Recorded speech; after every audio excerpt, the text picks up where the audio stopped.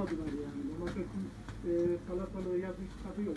Greenpeace örgütünün araştırması çarpıcı sonuçları çıkardı ortaya.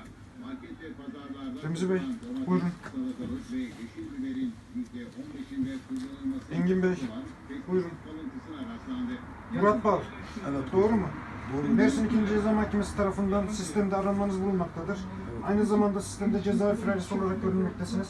Bundan dolayı sizi gözaltına alıyoruz. Lütfen zorluk çıkarmayın. Hayır komutanım zorluk çıkar. Kelepçe alalım. Hangi bir olsa başımıza Arkadaşlar. Yani kendi bahçesine yapıyorum, yiyorum. Pestisit kalıntısı vücuda yavaş yavaş yayılıyor. Uzun süre maruz kalındığında nörolojik hastalıklara hatta İyi akşamlar. İyi akşamlar.